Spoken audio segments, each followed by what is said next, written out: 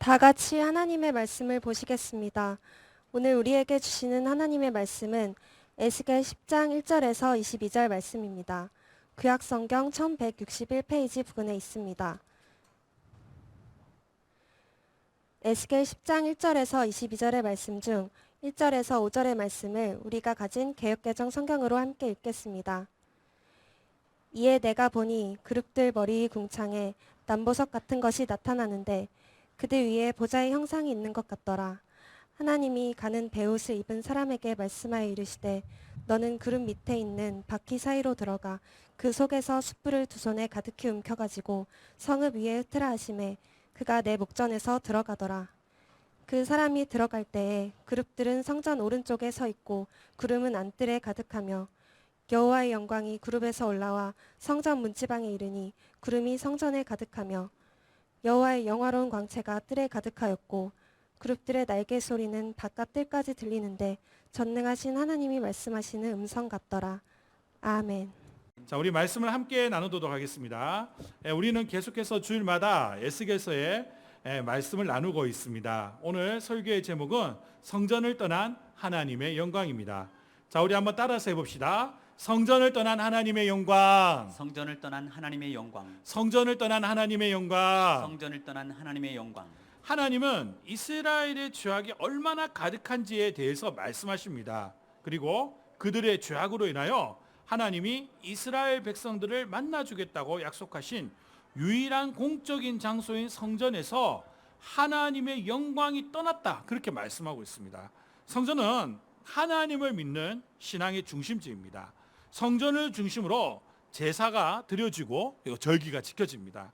그리고 하나님은 모든 기도 중에 특별히 성전에서 드리는 기도에 대해서 응답하시겠다고 말씀하셨습니다. 그런데 그 성전에서 하나님의 영광이 떠났다는 것은 그들의 제사도 그리고 기도도 하나님께서 응답하지 않겠다고 말씀하시는 것과 같은 것입니다. 오늘 말씀을 통하여 이스라엘의 죄악을 반면교사 삼는 저와 여러분이 되기를 간절하게 소원합니다. 그래서 항상 하나님 앞에 거룩하게 사는, 주님이 기뻐하시는 삶을 사는 저와 여러분이 되기를 바라며 이 말씀을 함께 나누어 보도록 하겠습니다. 따라서 합시다. 여호와의 영광이 성전을 떠남. 여호와의 영광이 성전을 떠남. 여호와의 영광이 성전을 떠남. 여호와의 영광이 성전을 떠남.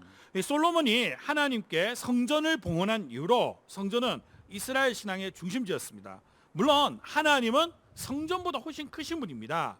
세상을 지으신 하나님이 어느 한 건물에 어떻게 매여 있을 수가 있겠습니까? 그러나 다윗과 솔로몬의 하나님을 향한 그 참된 마음이 하나님을 움직였습니다. 하나님은 온 세상이 충만하시지만 특별히 성전에 거하시겠다고 약속하십니다. 우리 역대하 7장 13에서 15절 말씀을 우리 같이 읽어봅시다.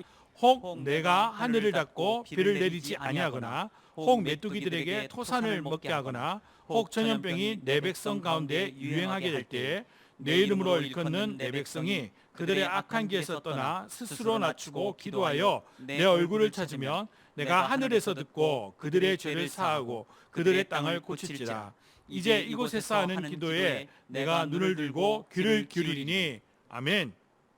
하나님은 성전을 봉헌한 솔로몬에게 나타내십니다. 그리고 이 성전에서 백성들이 자신의 잘못을 뉘우치고 기도할 때 들으시고 응답하시겠다고 지금 말씀하고 있는 겁니다.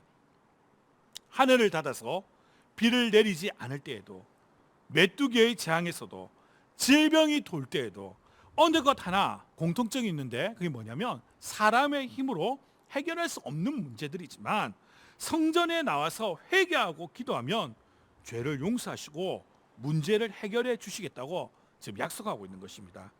이제 성전은 사람이 지은 건물에서 하나님의 임재와 약속이 있는 특별한 건물이 된 것입니다.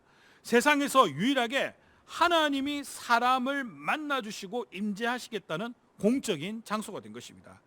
그래서 이스라엘 사람들은 이곳에서 제사를 드리고 모든 곳에서 기도를 하되 특별히 성전에서 기도하기를 소망하였습니다. 성전은 이스라엘의 신앙의 중심지로서 가장 중요한 곳이었습니다. 그러나 하나님은 오늘 말씀을 통해 그곳에서 떠나시겠다고 말씀하고 있습니다. 그렇다면 왜 하나님은 이스라엘의 어떤 죄악으로 인하여 성전을 떠나시게 된 걸까요? 이스라엘이 여러 가지 죄악들과 그리고 여러 가지 잘못된 신앙의 태도들이 있습니다. 우상 숭배와 같은 죄로부터 믿음 없는 그 태도까지 여러 가지가 있습니다. 그러나 오늘 이 시간에 다루고자 하는 내용은 그 중에서 이스라엘 사람들이 성전에 대한 감동과 감격을 잊어버렸다는 겁니다. 성전은 여전히 하나님께 제사를 드리는 곳이었고 하나님께 기도하는 장소였지만 이들에게 있어서 성전은 종교적 상징의 장소이지 하나님의 임재를 진정으로 믿는 장소가 아니었다는 겁니다. 우리 예레미야 7장 11절 말씀 우리 같이 읽어봅시다. 내 이름으로 일컬음을 받는 이 집이 너희 눈에는 도둑의 소굴로 보이느냐? 보라, 나 곧 내가 그것을 보았노라. 여호와의 말씀이니라. 아멘. 하나님은 예레미야 선지자를 통하여 하나님의 집, 즉 성전이 도둑의 소굴이라고 말씀하고 있습니다.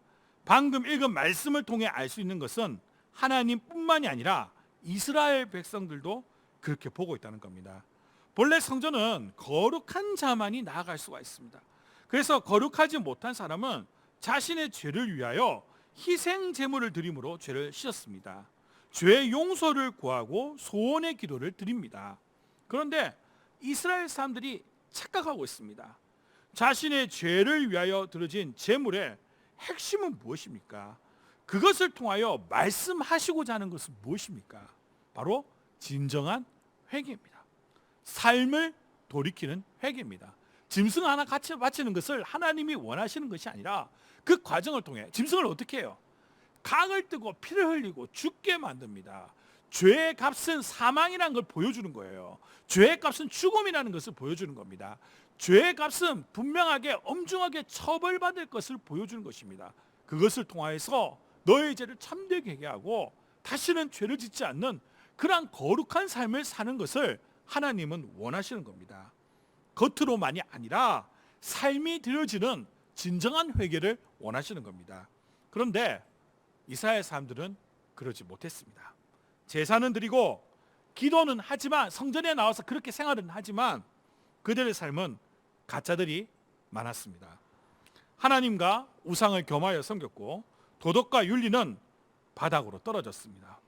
그야말로 하나님 보시기에 가증한 삶을 살았습니다. 우리 4절 말씀, 이거는 우리 성경 본문 말씀을 우리 에스겔서 10장을 펼쳐놓고 읽어봅시다. 자, 우리 4절 말씀을 같이 읽어볼까요? 여호와의 영광이 구름에서 올라와 성전 문지방에 이르니 구름이 성전에 가득하며 여호와의 영화로운 광채가 뜰에 가득하였고. 아멘. 자, 방금 읽은 말씀에서 이상한 것을 발견할 수가 있습니다. 분명히 하나님의 영광이 임하기는 임했는데 어디에 임했다고요? 성전 안이 아니라 그 문지방에 그룹들과 함께, 쉽게 얘기하면 천사들과 함께 있으신 겁니다. 그들의 가증한 제약으로 인하여 성전 안에 하나님께서 있을 수가 없었다는 겁니다. 우리 18에서 19절 말씀 우리가 읽어봅시다. 여호와의 영광이 성전 문지방을 떠나서 그룹들 위에 머무르니 그룹들이 날개를 들고 내 눈앞의 땅에서 올라가는데 그들이 나갈 때에 바퀴도 그 곁에서 함께하더라. 그들이 여호와의 전으로 들어가는 동문에 머물고 이스라엘 하나님의 영광이 그 위에 덮였더라. 아멘.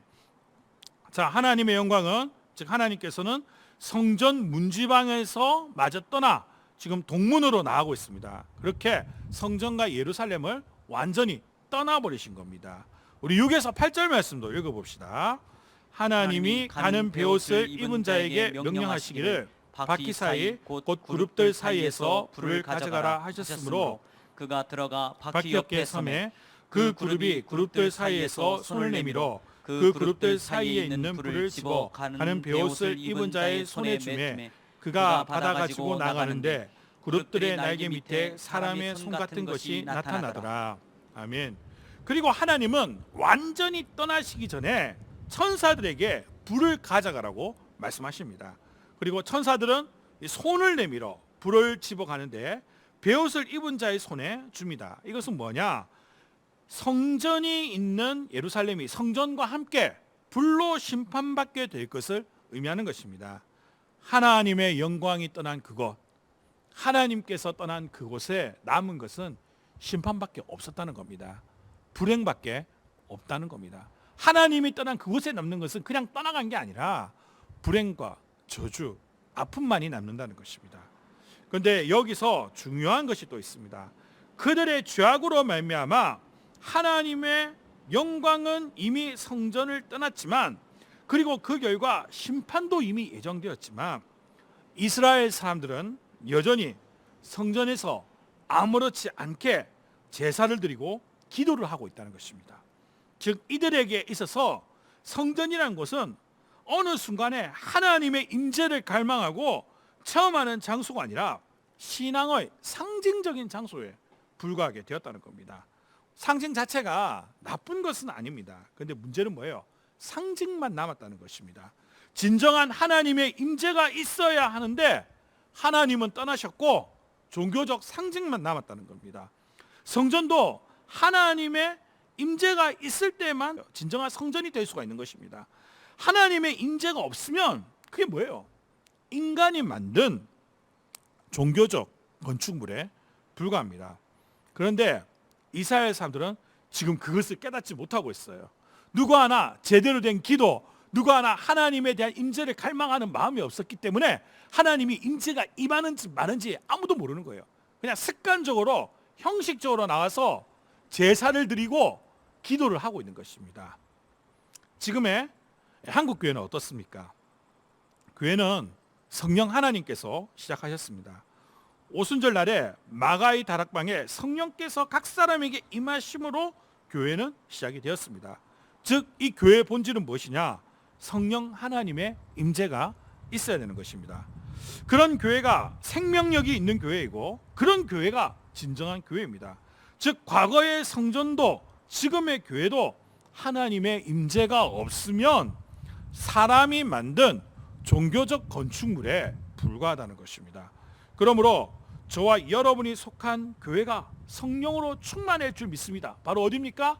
우리 천안 갈릴리 교회가 다른 어떤 곳보다 주님의 성령이 충만하게 임하는 장소가 되어야 될 줄 믿습니다. 아멘. 하나님의 임재가 끊임없이 일어나야 될 줄 믿습니다. 아멘. 그러면 어떻게 해야 됩니까? 성전에 이 교회에 하나님의 임재가 끊임없이 일어나게 하려면 어떻게 해야 됩니까? 우리 히브리서 11장 6절 말씀을 우리 함께 같이 읽어봅시다. 믿음이 없이는 하나님을 기쁘시게 하지 못하나니 하나님께 나아간 자는 반드시 그가 계신 것과 또한 그가 자기를 찾는 자들에게 상 주시는 이심을 믿어야 할지니라. 아멘. 즉 무슨 말이냐? 우리는 이 성전에 나아갈 때, 이 교회에 나아갈 때 믿음으로 나가야 합니다.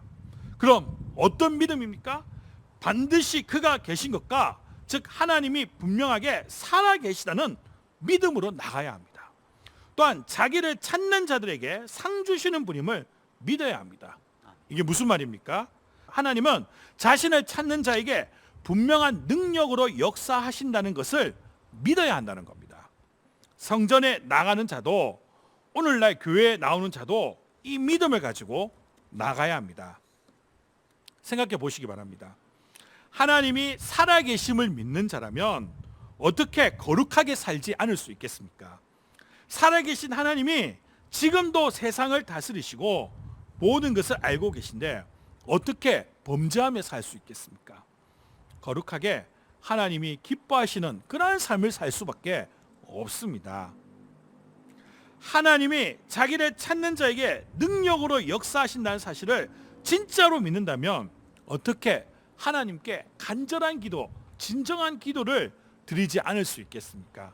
기도하며 하나님의 임재를 나와 나의 자녀에게 그리고 우리 교회와 대한민국에 충만하게 임하게 해달라고 기도할 수밖에 없다는 것입니다. 그러므로 우리는 에스겔 시대의 이스라엘처럼 교회에 나올 때 하나님이 없는 것처럼 그렇게 나오지 말고 하나님이 살아계심과 그리고 능력으로 임재하신다는 것을 믿고 나아가는 저와 여러분이 되기를 간절하게 소원합니다. 아멘.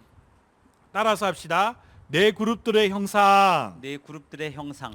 내 그룹들의 형상. 내 그룹들의 형상. 우리 9절 말씀 우리 성경을 보고 같이 읽어봅시다. 내가 보니 그룹들 곁에 네 바퀴가 있는데 이 그룹 곁에도 한 바퀴가 있고 저 그룹 곁에도 한 바퀴가 있으며 그 바퀴 모양은 황옥 같으며. 아멘. 자, 9절부터는 이 그룹과 네 바퀴의 모습이 자세하게 이렇게 묘사되고 있습니다.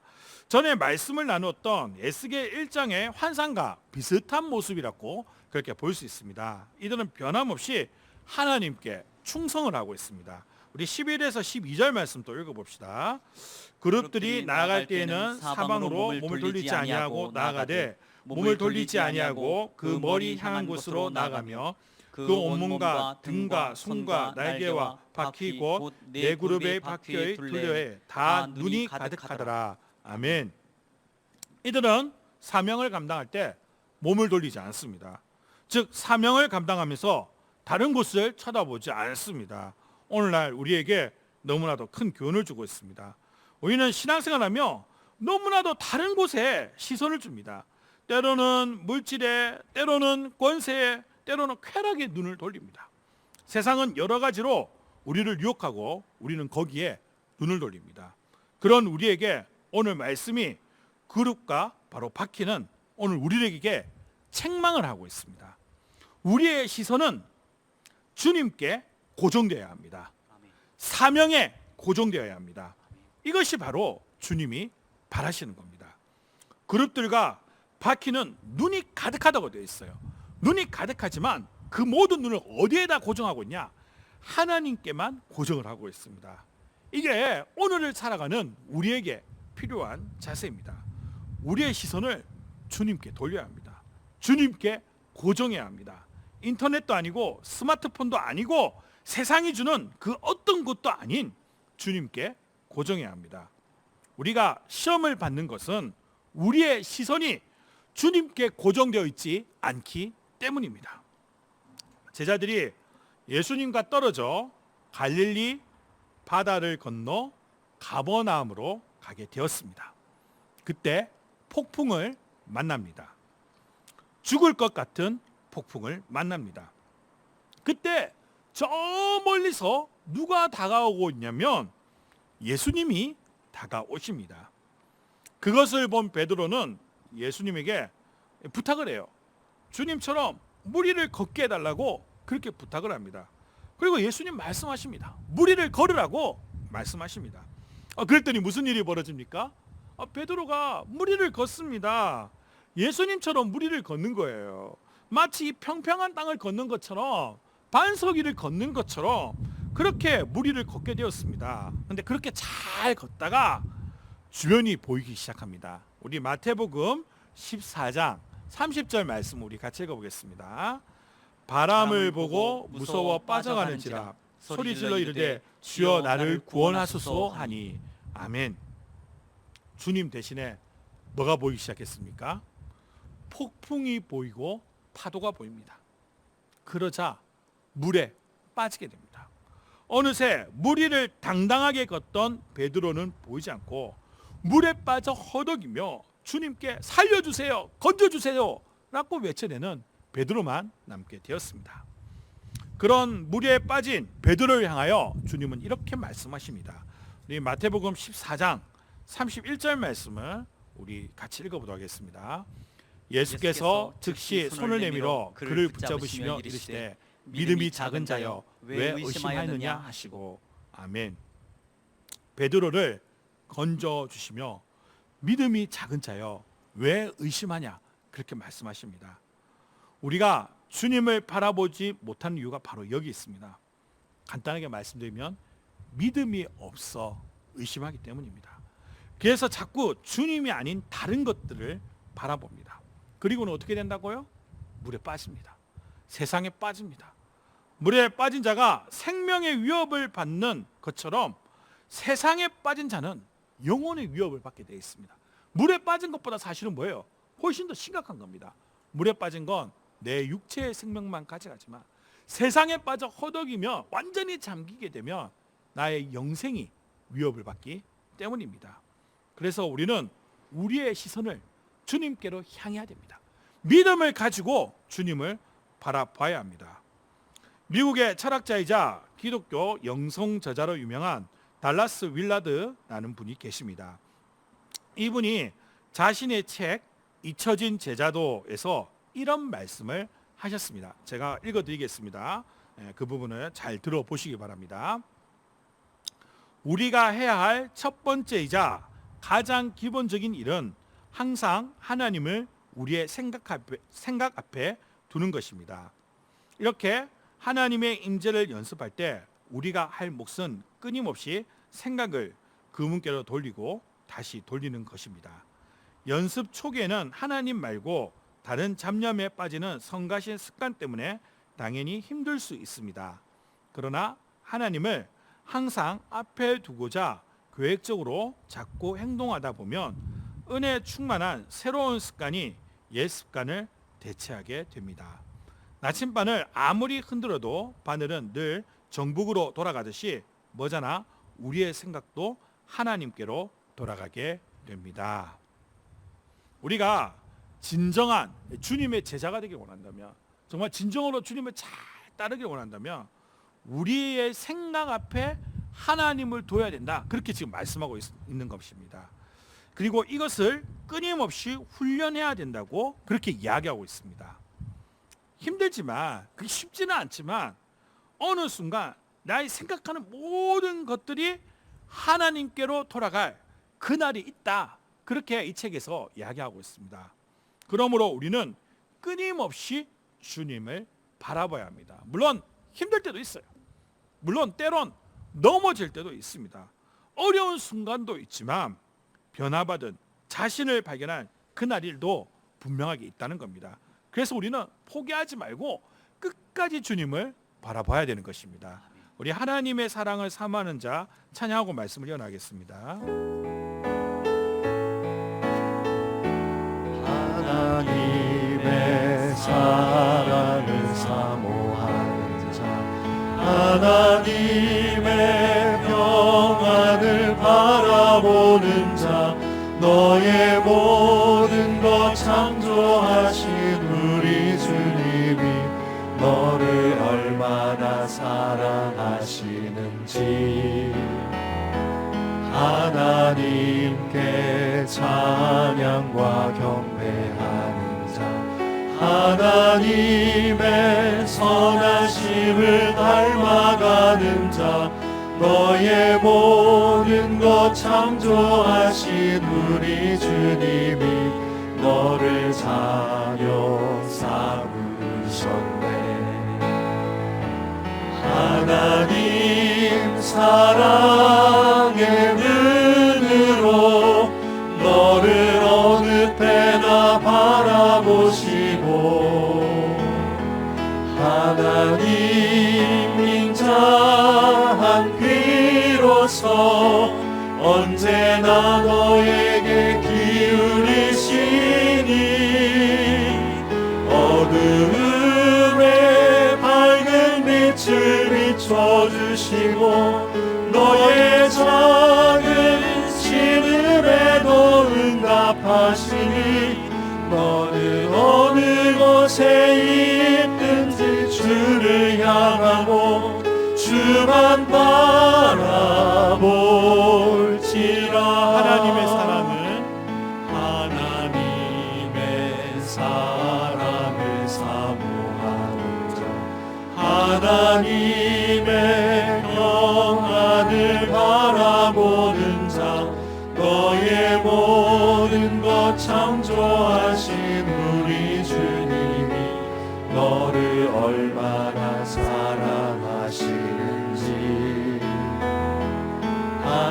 하나님께 찬양과 경배하는 자, 하나님의 선하심을 닮아가는 자, 너의 모든 것 창조하신 우리 주님이 너를 자녀 삼으셨네.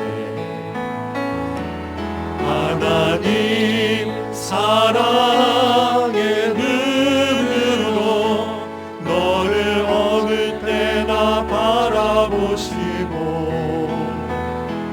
하나님 인자한 귀로서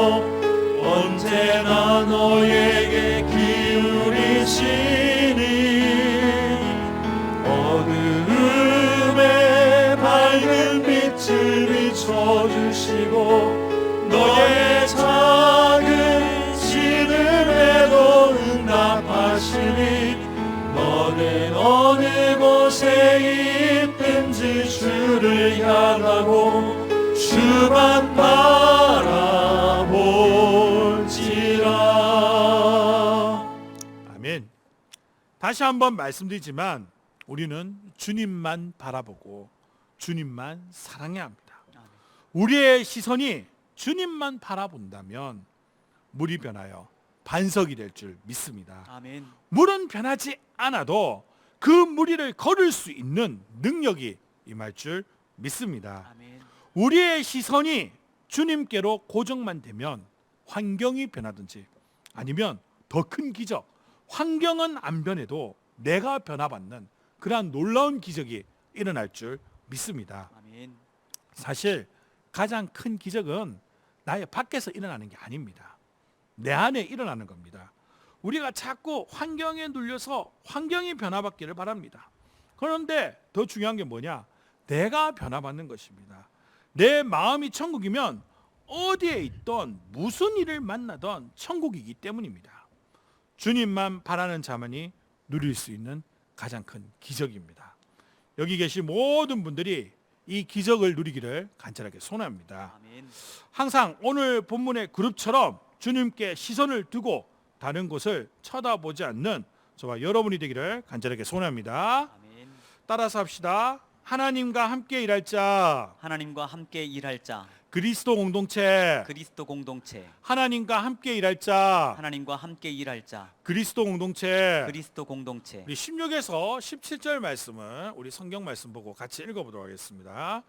그룹들이 나아갈 때는 바퀴도 그 곁에서 나아가고 그룹들이 날개를 들고 땅에서 올라가려 할 때에도 바퀴가 그 곁을 떠나지 아니하며 그들이 서면 이들도 서고 그들이 올라가면 이들도 함께 올라가니 이는 생물의 영이 바퀴 가운데 있습니다. 아멘. 그룹과 이 바퀴는 마치 하나처럼 움직이는 모습을 볼 수가 있습니다. 함께 서고 또 갈 때도 함께 가는, 함께 움직이는 모습을 볼 수 있습니다. 이 말씀은 오늘날 그리스도 공동체인 우리에게 큰 교훈을 주고 있습니다.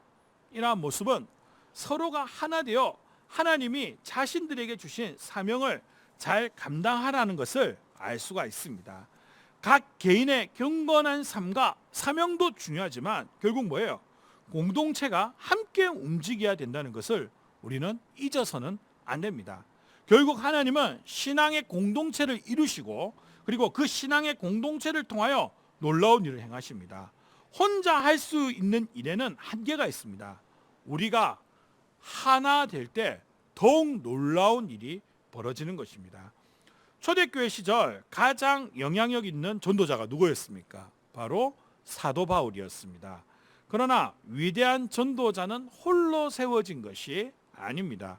우리 로마서 16장 21에서 23절 말씀을 우리 같이 읽어봅시다. 나의 동역자 디모데와 나의 친척 누교와 야손과 소시바더가 너희에게 문안하느니라. 이 편지를 기록하는 나 더디오도 주 안에서 너희에게 문안하노라. 나와 온 교회를 돌보아주는 가이오도 너희에게 문안하고 이 성의 재무관 에르스도와 형제 고아도도 너희에게 문안하느니라. 아멘. 자, 사도 바울은 로마서 마지막 인사에 8명을 지금 언급하고 있습니다. 다른 서신들도 보면 또 다른 이름들이 나오고 있고 또한 이름을 다 밝힐 수 없기 때문에 지역 교회의 성도들로 표시하기도 합니다. 즉 무슨 말입니까? 한 명의 위대한 전도자가 세워지기 위해서 수많은 인물들이 있었다는 겁니다. 심지어 이름에 알려지지 않은 무명의 그리스도인들이 함께했다는 겁니다. 다니엘을 보시기 바랍니다. 얼마나 위대한 믿음의 사람이에요. 바벨론에 포로로 잡혀가서도 정말 믿음 하나 꽉 지켜서 높은 지위까지 오르고 자신의 백성을 돌아본 얼마나 위대한 믿음의 사람입니까? 근데 그에게도 신앙을 가르친 스승이 있었을 것입니다. 그러나 어디에도 그 이름을 찾아볼 수는 없습니다. 이와 같이 교회의 사역은 영웅적인 누군가 혼자에 의해서 이루어지는 것이 아닙니다. 결국은 뭐냐? 우리가 하나가 되어야 됩니다. 그때 놀라운 일이 일어납니다.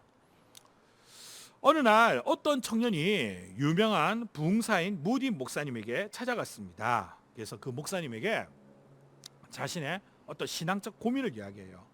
더 이상 교회에 나갈 이유를 찾을 수 없다고 그렇게 말을 했습니다. 마침 무디 목사님이 뭐 하고 있었냐면 모닥불 앞에 이렇게 앉아 있었습니다. 장작들을 이렇게 이쁘게 넣어놓고 거기에 불을 딱 붙여놓고 그걸 쳐다보고 있었어요. 그럼 오늘날 뭐 불멍이란 게 있다는데 아마 비슷한 걸 하셨던 모양이에요. 이런저런 이유를 말하면 이 청년이 교회에 다닐 이유를 도저히 찾을 수 없게 자기는 혼자서 신앙생활을 하겠다. 오늘날 유튜브 보면서 이제 유튜브 보면서 교회 나중에 이렇게 시간과 때가 되면은 또 나오시면 되는데 뭐 그런 분도 있다고 하잖아요. 자기는 평생 이렇게만 살겠다고. 예? 아마 청년도 좀 비슷한 그런 삶이었던 것 같아요. 혼자 교회 공동체에 소속되지 않고 나 혼자 성경 읽고 기도하며 신앙생활하겠다. 아마 그런 생각을 했던 모양입니다. 근데 무디 목사님은 대답 대신에 이렇게 이야기를 합니다. 모닥불에 있는 나무들을 하나씩 흩어 놓아 보라고 그렇게 이야기를 하는 거예요. 무디의 말을 들은 청년이 모닥불에 있던 나무들을 이렇게 모아져 있던 이 나무들을 딱 이렇게 흩어 놓았어요. 하나하나 이렇게 분리해서 흩어 놓았습니다. 그런데 어떻게 됐겠습니까? 모여 있을 때는 엄청난 기세로 이 타오르던 불이 금세 꺼져 버리는 거예요. 이 광경을 지켜본 무디 목사님이 청년에게 이렇게 이야기합니다. 우리의 믿음도 모닥불과 같아서 서로 함께하면 뜨겁게 타오를 수 있지만 하나씩 흩어지면 금세 식어버리는 겁니다. 우리는 함께해야 합니다. 우리는 하나가 되어야 됩니다. 참된 신앙생활은 내가 먼저 경건과 거룩으로 주님만 바라보는 것으로 시작하여 그 선한 영향력이 이 공동체 안에 스며들게 하는 것입니다. 그래서 우리가 그 선한 영향력 아래에서 하나가 되게 하는 거예요. 이것이 바로 핵심입니다. 근데 여기서 또 중요한 게 있습니다. 이 공동체가 정말 성령으로 충만하고 하나 되기 위해서는 누가 먼저 해야 됩니까? 따라서 해봅시다. 내가 먼저. 내가 먼저. 내가 먼저. 내가 먼저. 다른 사람이 아니라 누가 먼저라고요? 내가 먼저. 내가 먼저 해야 되는 겁니다. 내가 먼저 주님만 바라보면서 믿음과 경건으로 살고 사랑하고 용서해야 되는 겁니다. 그러면서 공동체를 세워나가는 겁니다. 공동체를 버리며 스스로만 신앙생활 하겠다는 사람은 잘못된 신앙생활을 하는 것입니다. 우리는 오늘 말씀을 통해 성전에서 하나님의 영광이 떠났다는 것을 나누었습니다. 유대인들은 스스로의 신앙도 공동체의 신앙도 다 무너져 버렸기에 죄악 가운데 빠지게 되었고 하나님의 영광은 떠나고 심판을 받게 됩니다. 그리고 반대로 다니엘, 느헤미야, 에스라와 같은 인물들이 먼저 자신이 하나님께 시선을 고정하고 공동체를 사랑으로 품게 되자 후에 어떤 일이 벌어지게 돼요? 성전은 다시 회복되어지고 그 영광이 다시 임했다는 것입니다. 지금 한국 교회가 너무나도 어렵습니다. 코로나로 인하여 예배가 중단되고 활동이 중단되어 정말 그 활기를 다 잃어버렸습니다. 회복의 방법은 오늘 말씀에 다 나와 있습니다. 오늘 말씀처럼 우리 개인이 먼저 하나님을 향하여 시선을 고정하고 정말 하나님만 바라며 죄악을 떠나 경건의 거룩과 경건의 삶을 살고 다른 사람이 아니라 내가 먼저 그렇게 되고요. 그리고 이 그리스도 공동체를 갈릴리 그리스도 공동체부터 우리가 품고 기도하며 사랑하면 되는 것입니다. 그때 우리가 하나가 될 것이고 하나 된 이 갈릴리 그리스도 공동체에 하나님의 능력은 충만하게 임하게 될 것입니다. 아멘. 우리에게 붙은 이불은 또 다른 교회 공동체에 흘러 들어가게 될 것이고 결국은 한국 교회가 다시 한 번 더 부흥의 불이 타오르게 될 것입니다. 부흥의 역사가 다시 일어나게 될 것입니다. 이러한 믿음을 가지고 나아가는 저와 여러분이 되기를 바라며 하나님 말씀을 함께 나누었습니다. 우리 비전, 우리 찬양하도록 하겠습니다. 우리 보좌 앞에 모였네 함께 주를 찬양하며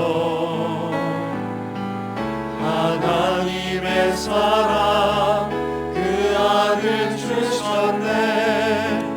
그의 피로 우리 구원받았네.